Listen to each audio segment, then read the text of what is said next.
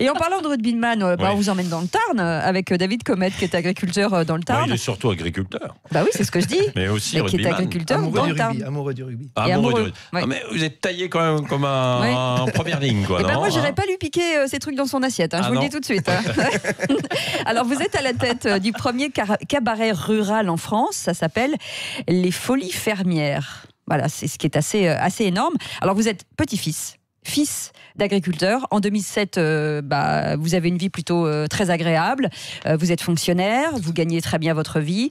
Et puis un jour, vous voyez votre papa pleurer parce que les difficultés de la ferme sont là. Et là, ça change votre vie. Oui, ça change ma vie parce que ce qu'il y a, c'est que je suis aussi arrière-petit-fils de paysan, donc arrière-petit-fils et fils. Et ce qu'il y a, c'est que j'ai vu dans ma commune de 300 habitants tous mes copains agriculteurs, éleveurs fermer les uns après les autres. Oui. Jusqu'au jour où j'ai vu carrément mon père pleurer parce qu'on n'arrivait pas à la fin du mois et c'était très compliqué à gérer. Vous dites qu'il y a 50 ans, il y avait 300 habitants à Garrigues et aujourd'hui, il y a 300 habitants et plus qu'un seul éleveur. Exactement, voilà. Donc 50 ans en arrière, il y avait 200 personnes qui vivaient de l'agriculture. Aujourd'hui, il reste 10 agriculteurs en tout et pour tout et je suis le seul éleveur. C'est pour ça qu'il est urgent de faire quelque chose, sinon ces communes rurales n'auront plus d'élevage dans les jours à venir. Alors vous avez déjà mis en place une boucherie dans votre exploitation et puis tout à coup, vous avez eu l'idée de mettre en place ce cabaret qui fonctionne plutôt bien aujourd'hui, sauf que vous vous heurtez à votre maire locale qui vous empêche d'exploiter au mieux, en tout cas, cette activité. Alors pour faire très simple, moi j'ai passé 10 ans de recherche pour trouver comment faire vivre ces communes et arriver à sauver cet élevage. On a commencé à mettre une boucherie-charcuterie à la ferme qui fonctionne parce que on fait tous les marchés locaux et on vend à la ferme. Et ensuite ma femme qui elle est plus cordon bleu que moi, elle a créé cette partie ferme-auberge et avec de la restauration sur place, avec tous les produits du terroir servis par les producteurs en personne. Et en plus de ça, on a rajouté un petit spectacle justement sur scène parce que cette combinaison des plaisirs nous permettait de remplir la salle, ni plus ni moins. Oui. Mais ça, c'est le résultat de 10 ans de recherche.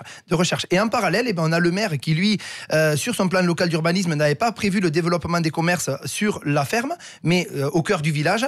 Et malheureusement, il dit, écoutez, votre commerce, si vous voulez le faire, ou vos animations, vous venez les faire au cœur du village, vous achetez un terrain dans le village. Et le problème qu'il y a, c'est que de l'autre côté, on a une chambre d'agriculture qui dit, mais monsieur Comet, si vous allez au village, ça veut dire que vous changez de métier. Vous n'êtes plus paysan, vous devenez artisan. Et du coup, on est entre les deux. Et aujourd'hui, on n'arrive pas, ça fait ping-pong, quoi. Mais donc, est-ce que le fait que ce soit votre voisin, le maire, est-ce que ça crée aussi des problèmes oui, derrière tout ça, il s'avère que il y a une histoire avec une servitude de passage, parce que le seul chemin pour aller accéder à la ferme est un chemin qui appartient au maire et sur lequel nous avons une servitude de passage. Donc derrière tout ça, ça c'est encore autre chose, j'ai envie de dire. Mais ce qui est assez alarmant, c'est que derrière on écrit au préfet, qui est quand même le représentant de l'État dans le département, pour lui demander un peu sa position. Il nous dit, dans l'état actuel du document d'urbanisme, je vous invite à déménager. Non. Ah oui. Oui, il a écrit noir sur blanc, le préfet du Tarn. Mais de déménager de quoi? De changer déménager de le projet, changer de commune, changer aller au village éventuellement.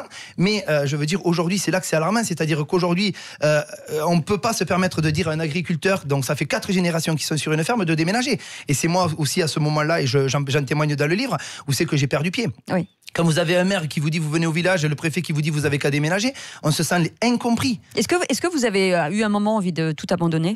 Alors c'est pire que ça. Il y a eu un moment, j'ai envie de passer de l'autre côté. J'ai fait une tentative de suicide quand même, il faut savoir.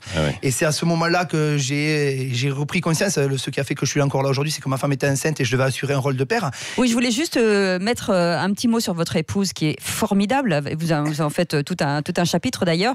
Vous avez mis longtemps à être avec elle parce que ça a été des années et des années et des années. Exactement. Mais en tout cas, elle est formidable et elle vous soutient incroyablement bien. Elle aussi est fille de paysans qui, lui, mes beaux-parents faisaient le lait et les porcs et ça faisait plusieurs générations qui faisaient ça et malheureusement aujourd'hui ils ont été obligés de vendre la ferme. Donc quelque part pour nous on a perdu la première mi-temps mais la seconde mi-temps c'est sûr on l'amène au bout quoi. Mais vous avez envie de vous investir peut-être un peu plus politiquement justement pour aider les gens qui sont dans la même situation que vous? Alors on pourrait, aujourd'hui on pourrait, il y en a ils me disent l'an prochain c'est les élections, il n'y a qu'à regarder les élections, oui c'est sûr, mais est-ce qu'il faut aujourd'hui en arriver là, arriver à devenir maire d'une commune pour sauver le dernier élevage d'une commune avec un préfet qui vous demande de déménager? On a aussi écrit à l'Élysée, où c'est qu'on nous a répondu, enfin ils ont répondu au préfet, ça serait bien de s'occuper du dossier de M. Comet. Aujourd'hui, on en est là. Tout est bloqué, l'administration. Le ministre de l'Agriculture. Et le ministre de l'Agriculture, et bien là, ce qu'il y a, c'est que lui, on essaie de le joindre, mais il n'y a personne. On va vous aider. On va vous aider.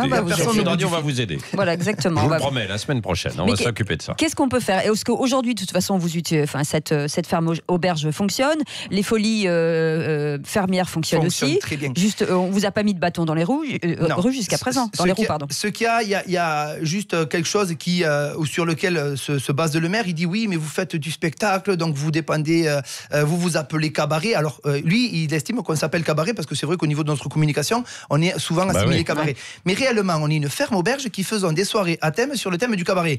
Sauf que médiatiquement et par simplicité, on appelle ça assimilé cabaret. Oui. Et aujourd'hui, au ministère de la Culture, c'est ce qui vous reproche d'ailleurs, c'est votre communication. Et du coup, le problème qu'il y a, c'est qu'au ministère de la Culture, comme j'ai passé une licence d'entrepreneur du spectacle parce que je dépassais les 6 représentations annuelles, à ce moment-là, ils ont dit il faut que tu sois en conformité, tu es assimilé cabaret. J'ai passé un examen qui a été cofinancé par des fonds de formation agricole, ce qui est énorme. Et aujourd'hui, malheureusement, on a beau écrire à l'Élysée, à la préfecture, on a l'impression qu'on parle à un mur, quoi. Et vous savez quoi, Sud Radio va se mobiliser pour vous. On va s'en occuper. Vous êtes déjà mobilisé, mais on va continuer de vous aider parce que combat avec votre combat est quand même tous les formidable. Agriculteurs de France. Après, on comprend le maire, le droit de servitude, mais enfin, on peut toujours trouver un terrain d'entente. On l'espère, vivement. Vous serez au salon de l'agriculture, j'imagine. Oui, bien sûr. On vous retrouvera là-bas. Oui, et notamment dans les vraies voix, jeudi prochain, avec Christophe Bordet et toute la bande. Je vais vous dire, il y aura du plaisir. Oui, il y aura du plaisir, décidément.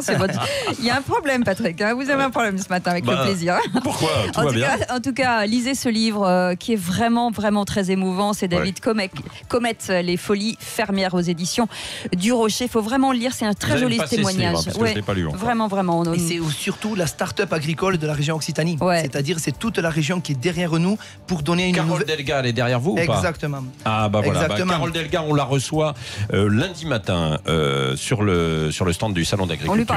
On va lui parler. Je l'espère. Merci beaucoup. Merci beaucoup, David. Merci d'avoir été avec nous. Bon week-end, Patrick.